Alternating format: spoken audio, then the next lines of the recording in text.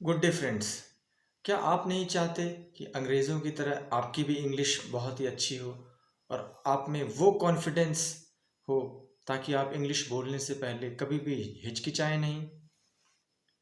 How do Americans and Britishers have that level of confidence? क्योंकि ये उनकी मातृभाषा है, right?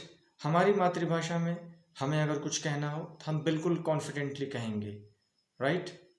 So let's introduce a 14-day specialized course for English for students whose English is not so good and who feel hesitant in speaking English in front of people and in front of their friends.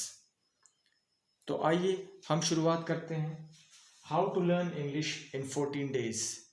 दोस्तों, ये एक specialised course है जिसे करने के बाद आप English में न केवल अच्छे से बोल पाएंगे बल्कि एक कॉन्फिडेंटली आप किसी भी टॉपिक पे इंग्लिश में बात करना शुरू कर देंगे।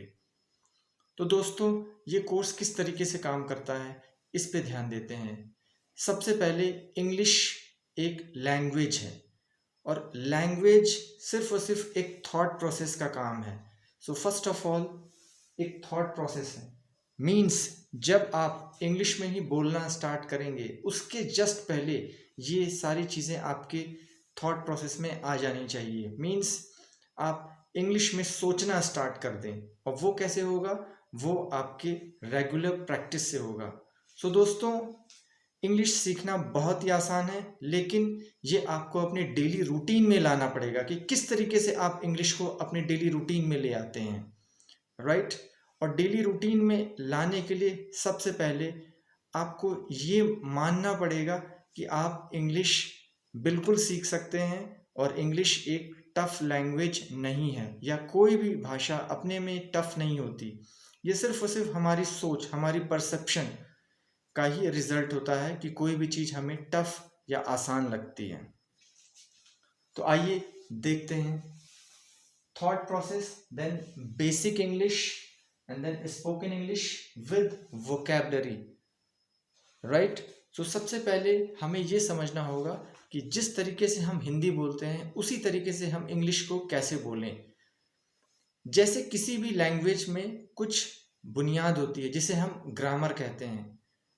ग्रामर से आपको सही सेंटेंस बनाना पता चलता है और फिर हमें वोकैबलरी चाहिए होती है, क्योंकि बहुत सारे लोग होते हैं वो ये कहते हैं कि हमें ट्रांसलेशन तो समझ में आता है और हम ट्रांसलेट कर भी लेते हैं, लेकिन हमारे पास वोकैब नहीं है। तो ये दोस्तों, ये वोकैब आती कहाँ से है, वोकैब बनती कहाँ से है? दोस्तों, वोकैब एक वर्ड मीनिंग का प्रोसेस है जो कि एक बेसिक प्रोसेस है और ये हमारे डेली लाइफ का हिस्सा है। जैसे अगर मुझे ये कहना हो कि मेरा नाम महेश है, तो मैं कैसे कहूँगा? मैं इसको इस तरीके से कहूँगा कि माई नेम इज़ महेश। तो आइए इसे बेसिक से समझते हैं। मेरा नाम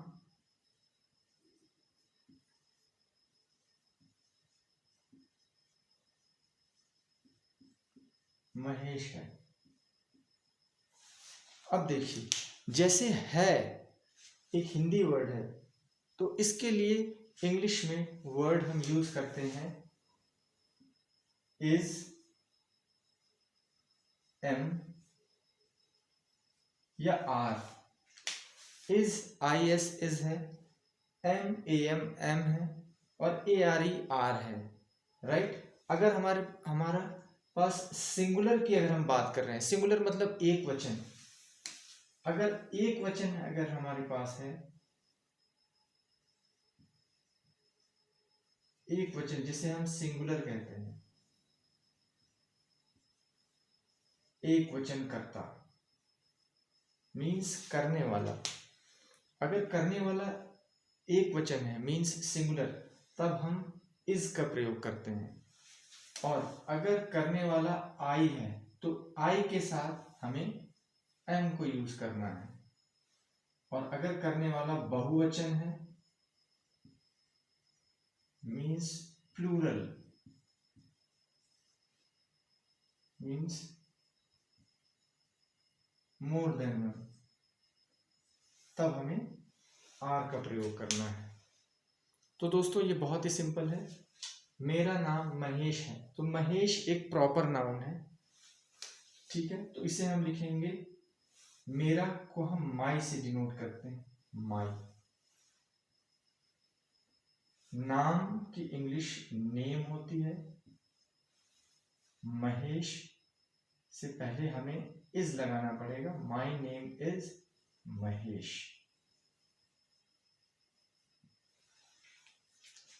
राइट। अब देखिए, ये एक साइंटिफिक तरीका है पढ़ने का और अंग्रेजी सीखने का। जैसे अगर ये चीज हमारे थॉट प्रोसेस में आ गई कि इसे किस तरीके से समझें, तो हम इंग्लिश में ही अपने विचार व्यक्त करना स्टार्ट कर देंगे।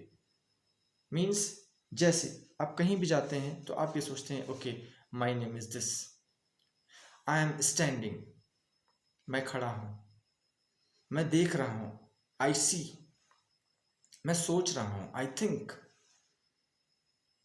या आई एम थिंकिंग। तो ये सारे विचार आपके दिमाग में आना शुरू हो गए, तो इससे आपकी शुरुआत हो जाएगी। तो सबसे पहले आप अपने आप को ये सोचिए कि आप जो भी सोचेंगे वो गलत हो चाहे सही हो, उससे मुझे कोई मतलब नहीं है, लेकिन मुझे सोचना है, राइट। इस तरीके से आपके दिमाग पे जब जब जोर पड़ने लगेगा, तब आप इंग्लिश के लिए रेडी हो जाएंगे। तो दोस्तों, जैसे नेताजी सुभाष चंद्र बोस ने कहा था कि तुम मुझे खून दो, मैं तुम्हें आज़ादी दूं, तो उसी तरीके से अगर आपको इंग्लिश सीखनी है तो आपको मुझे टाइम देना पड़ेगा। अगर आप मुझे टाइम देंगे तो मैं आपको कामयाबी ज़रूर दूंगा। उसी तरीके से कोई भी लैंग्वेज या कोई भी सब्जेक्ट या कोई भी टॉपिक अगर आप पढ़ रहे हैं, तो सबसे पहले आपको ये सोचना पड़ेगा कि अगर आप उसे टाइम देंगे, जो कि सबसे अमूल्य है, अगर आप उसे टाइम देंगे तो वो आपको कामयाबी ज़रूर देगा। आइए देखते हैं। तो दोस्तों, ये चीज़ क्लियर हो गई कि जब हमारा कर्ता सिंगुलर है तो हमें इज का प्रयोग करना है। आई के लिए एक स्पेशल केस है, इस वजह से आई के साथ हमें एम को यूज करना है। और जब हमारा कर्ता बहुवचन है तब हम आर का प्रयोग करते हैं। आइए इसे एक एग्जाम्पल से समझते हैं।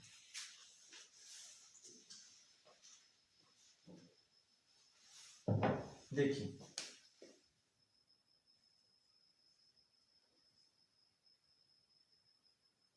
लेट सपोज कि हमारे पास जो वाक्य है वो ये है,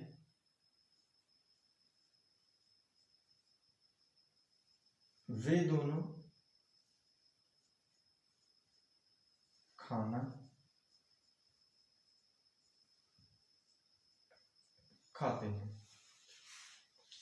अब देखिए, वे दोनों खाना खाते हैं, ये हमारा प्रेजेंट का सेंटेंस है, ठीक। तो इसमें हम वे दोनों जब हम कहेंगे तो ये हमारा ऑटोमेटिकली प्लूरल है ये।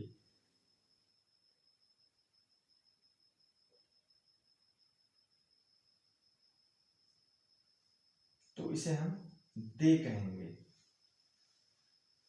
दे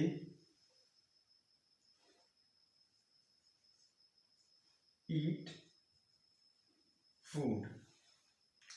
अब वे दोनों प्लूरल हो गया तो उसके लिए हमें दे से ही हमारा काम चल जाएगा, हमें दोनों के बारे में नहीं कहने की जरूरत है, राइट।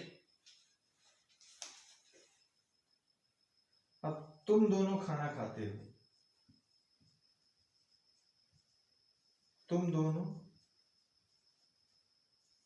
खाना खाते हो, तो इसकी इंग्लिश क्या हो जाएगी? You both eat food, right. आइए अब हम टेंस के बारे में पढ़ते हैं।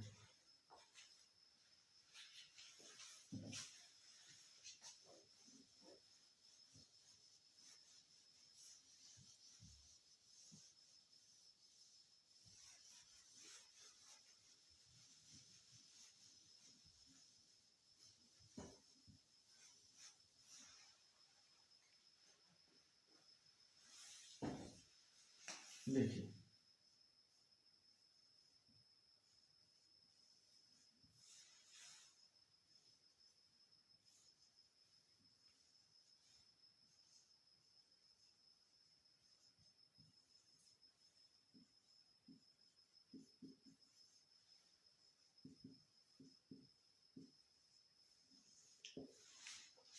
देखिए, दुनिया का कोई भी सेंटेंस हो, वो इन्हीं तीन में से हो सकता है। या तो वो अभी के टाइम का प्रेजेंट हो, या बीता हुआ पास्ट हो, या आने वाला फ्यूचर हो। इसका मतलब ये हो गया कि दुनिया का कोई भी वाक्य इन्हीं तीन समय की सीमाओं से बंधा हुआ है। राइट? अगर वो सेंटेंस अभी का है तो उसे हम प्रेजेंट टेंस कहते हैं। अगर वो सेंटेंस भविष्य का है, आगे आने वाला, उसे हम फ्यूचर का कहते हैं। और अगर वो बीता हुआ है तो उसे हम पास्ट टेंस कहते हैं। फॉर एग्जाम्पल, आइए इसे एग्जाम्पल से समझते हैं। देखिए, अगर मैं ये कहूं कि आप यहां उपस्थित हैं,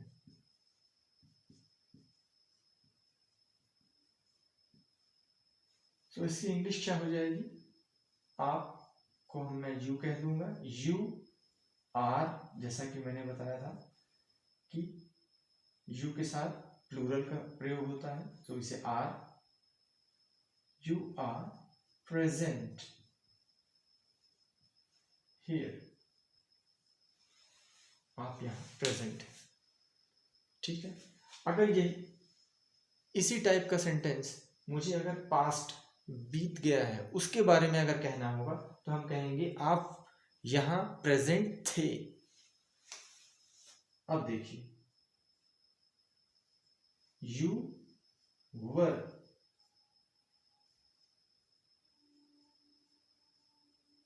प्रेजेंट हियर। सिमिलैरिटी देखिए, you present here, you present here. Right? Difference क्या आया? अभी के लिए आर, और जो बीत गया कि हम प्रेजेंट थे उसके लिए हमने वर लगा दिया, बाकी चीजें एज इट इज थी। अब हम अगर यही बात को फ्यूचर के लिए कहेंगे तो हम क्या कहेंगे भविष्य के लिए? कि आप यहां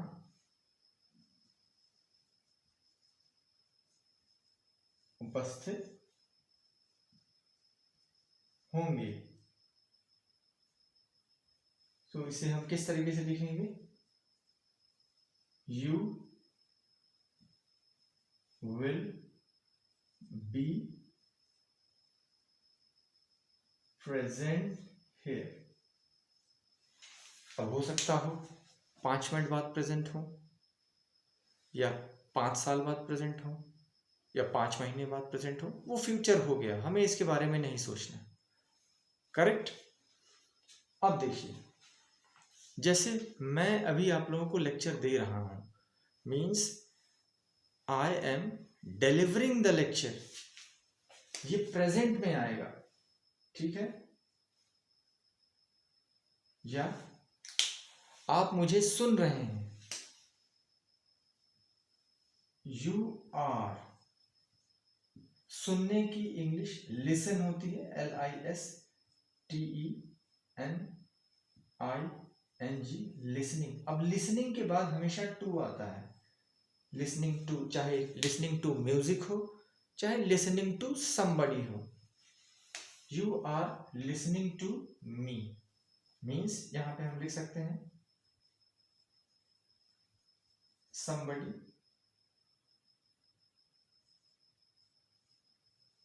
या something।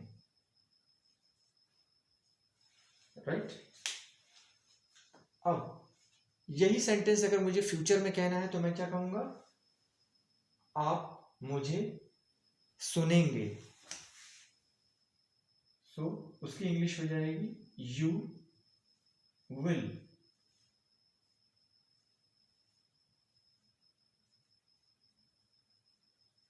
लिसन टू मी।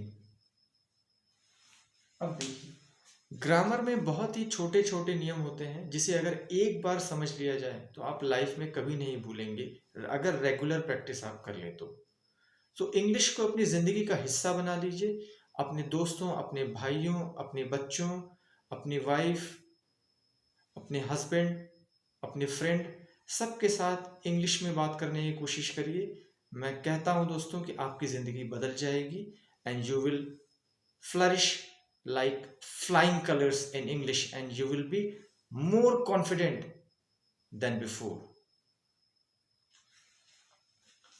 आइए, अब अगर मुझे पास्ट में कहना होगा यानी कि बीते हुए समय के बारे में बात करना होगा तो हम ये कहेंगे कि आप मुझे सुन रहे थे। तो जैसा कि मैंने पिछले टॉपिक में बताया कि मुझे सुन रहे थे के लिए मुझे वर लगाना पड़ेगा। यू वर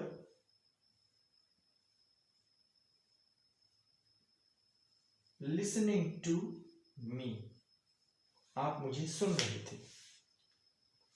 अब देखिए इसमें क्या डिफरेंस आया। आप मुझे सुन रहे थे जो कि बीत चुका है, आप मुझे सुन रहे हैं जो कि चल रहा है, you are listening to me. आप मुझे सुनेंगे means you will listen to me, जो कि अभी आगे होगा। तो इन सब में क्या क्या अंतर आया। एक अंतर आया कि यहां पास्ट टेंस में आर का वर हो गया और फ्यूचर में आर का विल हो गया। राइट, आई होप ये बात आपको समझ में आई होगी।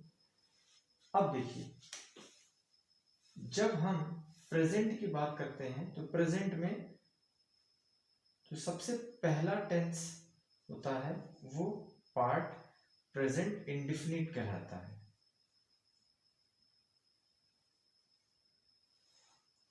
उसी तरह से पास्ट में पास्ट इंडेफिनिट कहलाता है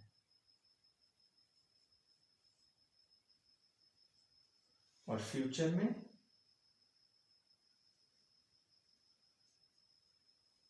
फ्यूचर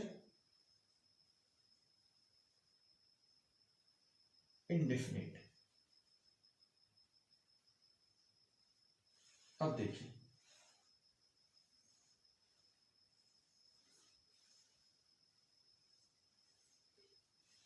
अगर प्रेजेंट इंडेफिनिट है मींस प्रेजेंट में ये काम चल रहा है पर ये नहीं पता कि कब तक चल रहा है। इस वजह से हम इसकी अनिश्चितता को देखते हुए हम इसे प्रेजेंट इंडेफिनिट कहते हैं। मींस जैसे आप मेरे घर आते हैं, आप मेरे घर आते हैं। अब इसमें ये श्योरिटी बिल्कुल नहीं है कि कब आते हैं, कब तक रहते हैं या क्या करते हैं, बस आप मेरे घर आते हैं। तो प्रेजेंट इंडेफिनिट का रूल होता है कि हम इसे इस तरीके से ट्रांसलेट करते हैं that you come to my house, आप मेरे घर आते हैं, you come to my house. Right, और वही पास्ट इंडेफिनिट में अगर हमें लिखना हो तो हम क्या कहते हैं कि आप मेरे घर आए,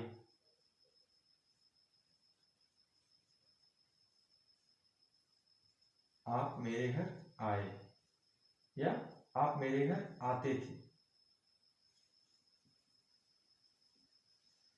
अगर हमारा सेंटेंस पास्ट इंडेफिनिट में आप मेरे घर आए हुआ तो इसकी इंग्लिश हो जाएगी you came to my house. अब देखिए जब हमें पास्ट इंडेफिनिट में सेंटेंस बनाना है तो कम का सेकंड फॉर्म केम हम यूज करते हैं। ठीक है, और वही अगर हमें फ्यूचर में बनाना हो तो हम क्या कहेंगे, आप मेरे घर आएंगे। तो इसकी इंग्लिश क्या हो जाएगी, जैसा कि रूल कहता है कि इसमें विल लगेगा तो हम कहेंगे यू विल, आने को हम कम कहते हैं और मेरे घर, आप मेरे घर आएंगे, you will come to my house.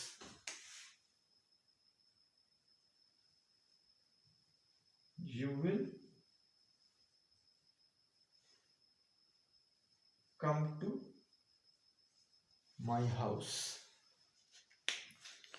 ठीक, अब ये छोटे छोटे नियम हैं, इन्हें अगर हम रेगुलर प्रैक्टिस करेंगे मीन्स रेगुलर प्रैक्टिस को बहुत ही ध्यान से समझिएगा कि रेगुलरली हम इसका यूज करते हैं अपने डेली लाइफ में।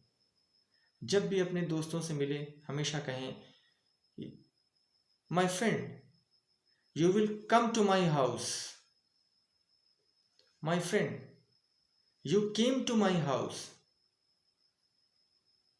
My friend you come to my house. Now in this way you have used all the three tenses. आपने प्रेजेंट का भी यूज कर लिया, पास्ट का भी यूज कर लिया, फ्यूचर का भी यूज कर लिया। अब इसमें से जो फिट बैठ जाए उसका प्रयोग धड़ाधड़ कर लीजिए, राइट। जैसे आपने ये कहा कि मेरे दोस्त तुम मेरे घर आते हो, my friend you come to my house means तुम या आप मेरे घर आते हो। और माय फ्रेंड तुम मेरे घर आओगे, इसका एग्जाम्पल ऐसे समझ सकते हैं कि मान लीजिए कल आपके घर में कोई फंक्शन है, तो आपने अपने फ्रेंड को इनवाइट किया है, तो आप कहेंगे my friend you will come to my house because there is some occasion, there is some function, there is some celebration in my house, so you are invited. Means आपको आमंत्रित किया जाता है। अब जब हम कोई काम पैसिव वॉइस को लगा करके करते हैं, अब पैसिव क्या होता है, जैसे नॉर्मली जब कोई काम हम करते हैं तो हम उसे एक्टिव कहते हैं, लेकिन जब हमारे द्वारा कोई काम होता है और मुझे इस तरीके से इसे रिप्रेजेंट करना होता है तब इसे पैसिव वॉइस कहा जाता है। अब इसकी चर्चा हम बाद में करेंगे। तो आपको ये 3 सेंटेंस समझ में आ गया। मेरे दोस्त आप मेरे घर आते हैं, मेरे दोस्त आप मेरे घर आएंगे क्योंकि मेरे यहाँ कोई फंक्शन है, मेरे यहाँ कोई सेलिब्रेशन है, और मेरे दोस्त आप मेरे घर आए थे। हो सकता हो कल हमारे घर में कोई फंक्शन था, कोई सेलिब्रेशन था, तो हमने अपने फ्रेंड को इनवाइट किया था, तो हमारे फ्रेंड हमारे घर आए थे, तो हम कहेंगे my friend you came to my house. और मेरे दोस्त आप हमारे घर आते हैं, my friend you come to my house. और my friend you will come to my house because you are invited due to some celebration, right. बहुत ही आसान है, हम स्टेप बाय स्टेप अप्रोच से हम करेंगे तो इंग्लिश हमारे लिए बहुत ही आसान, एक बच्चों का खेल लगेगी। अब आप ये सोचिए कि अगर आप छोटे बच्चे होते, उस समय अगर आपको इस तरीके से सिखा दिया गया होता तो आपके लिए इंग्लिश कितनी आसान होती। Means let's suppose when you were a small child and you have been trained in such a way, so then English would never be a barrier for you, right. So then you would have used English as your personality, right. So इसी तरीके से step by step approach में हम English को सीखेंगे। Daily हम कुछ vocabulary याद करेंगे और रेगुलर हम इनका प्रयोग करेंगे, और अपने दोस्तों, अपने फैमिली, अपने फ्रेंड से हमेशा इंग्लिश में ही बात करने की कोशिश करेंगे, राइट।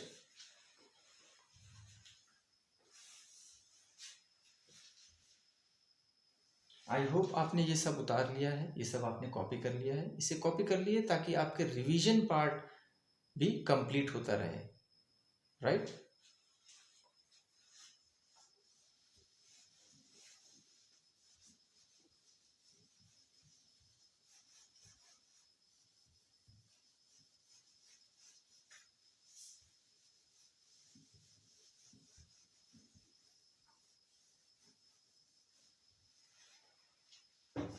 दोस्तों अगर आपको इंग्लिश बढ़िया से सीखना है तो हमेशा ये एक डेली रूटीन बनाइए कि हर दिन आपको कम से कम 20 से 30 सेंटेंस इंग्लिश के हमेशा लिखना है, और कम से कम 50 से 100 सेंटेंस हमेशा इंग्लिश का बोलना है।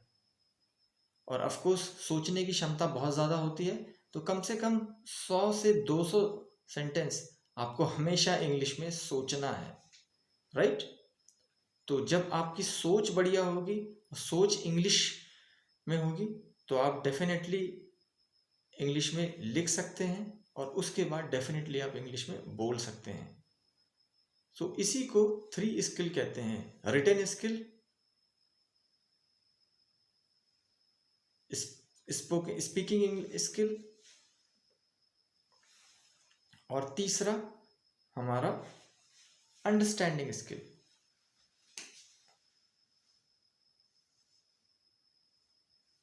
अब देखिए, अब हम कुछ सिंपल वोकैब सीखेंगे, जैसे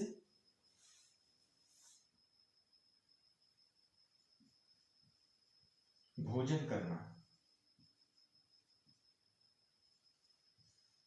इसको हम ईट से लिख सकते हैं, और हैव हैज का भी प्रयोग कर सकते हैं, क्योंकि मॉडर्न इंग्लिश में ईट शब्द का प्रयोग कम किया जाता है। उसके बजाय हैव और हैव का प्रयोग करते हैं। सोना,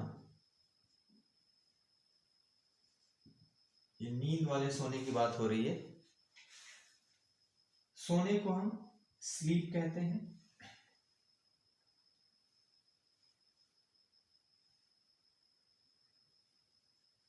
सुबह उठने को हम वेकअप कहते हैं। ये वर्ब है, ये भी वर्ब है, और ये आपके वर्ब और हैज है, ये आपके ऑक्सिलरी वर्ब है। करेक्ट। अब देखिए, अगर सुबह आपको फ्रेश होना है, फ्रेश होना में आपका वॉशरूम सब आ जाएगा, तो उसे हम नित्य क्रिया कहते हैं। नित्य क्रिया से निवृत्त होना,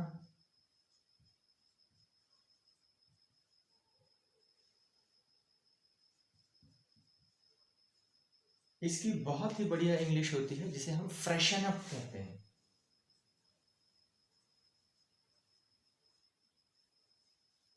freshen up, FRESHEN, freshen up. जैसे मैं सुबह उठा, I woke up early in the morning, उसके बाद मैं नित्य क्रिया से निवृत्त हुआ, तो हम कहेंगे देन आई फ्रेशनड अप। मैं नित्य क्रिया से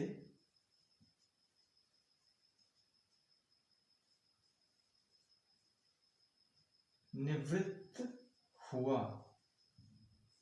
इसकी सिंपल इंग्लिश है और बहुत ही एडवांस इंग्लिश है, जिसे हम कहते हैं आई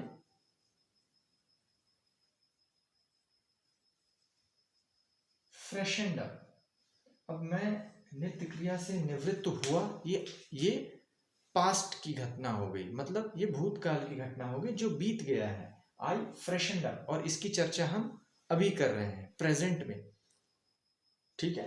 तब इस वजह से इसमें फ्रेशन का सेकेंड फॉर्म फ्रेशनड अप, इसे हम रेगुलर वर्ब कहते हैं। जब वर्ब के सेकेंड फॉर्म में ईडी लग जाता है, तो उसे हम रेगुलर वर्ब कहते हैं, जिसकी सेकेंड फॉर्म निकालना बहुत ही आसान होता है, उसे हम रेगुलर वर्ब कहते हैं। जैसे प्ले, प्ले का मतलब होता है खेलना, ये हमारी फर्स्ट फॉर्म है, तो इसका सेकेंड फॉर्म यानी पास्ट टेंस क्या हो जाएगा, प्लेड।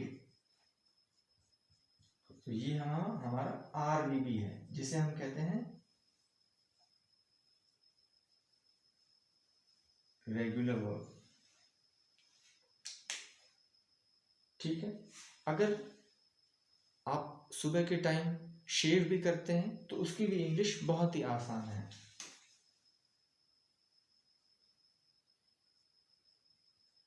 मैंने दाढ़ी बनाई,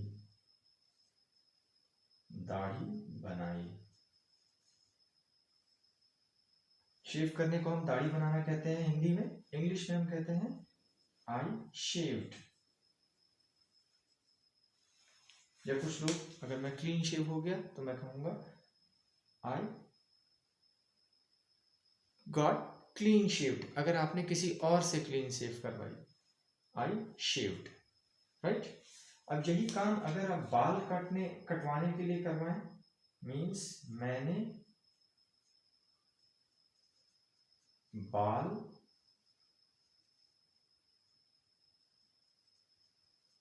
कटवाए।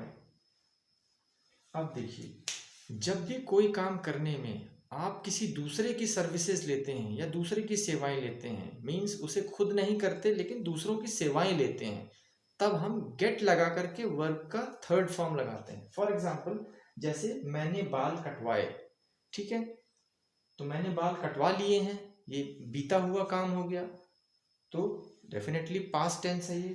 तो इसे मैं इस तरीके से लिखूंगा कि गेट का second form, I got my hair cut. I got my hair cut means मैंने अपने बाल कटवाए। आइए इसे एक बार फिर से समझते हैं।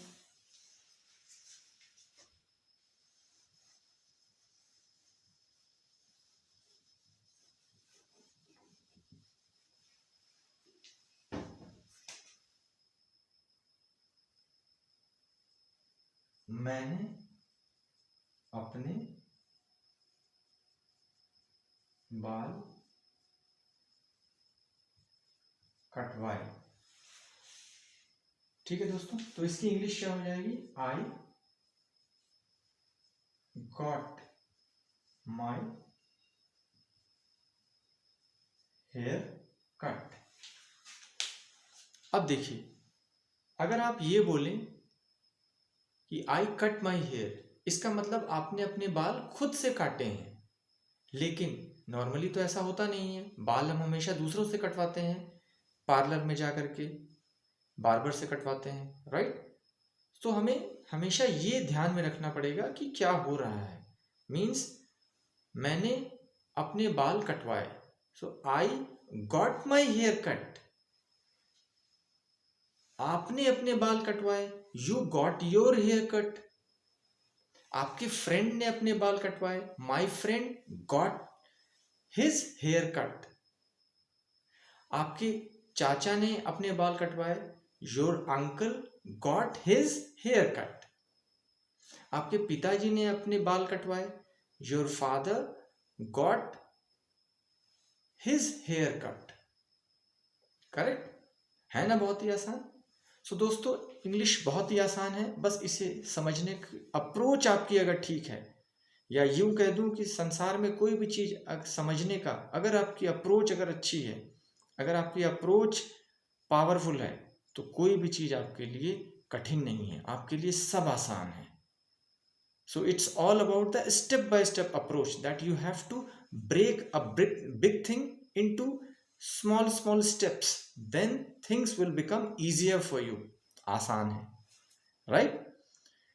अब हम अपने अगले लेक्चर में और इंग्लिश के बारे में जानेंगे, कुछ बेसिक वर्ड्स पढ़ेंगे और सेंटेंसेस बनाएंगे, ठीक है।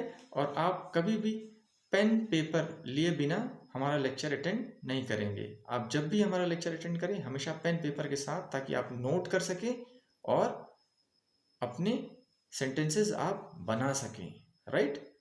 सो अब आपको क्या करना है? अब आपको डेली बेसिस पे अपने दिमाग में कम से कम 100 सेंटेंसेस, 200 सेंटेंसेस, चाहे गलत हो चाहे सही, बिना ये सोचे हुए आपको हमेशा अपने दिमाग में सोचना है। उसके बाद कम से कम 50 सेंटेंस आपको लिखना है, और कम से कम 30 से 35 सेंटेंसेस आपको हर घंटे बोलना है।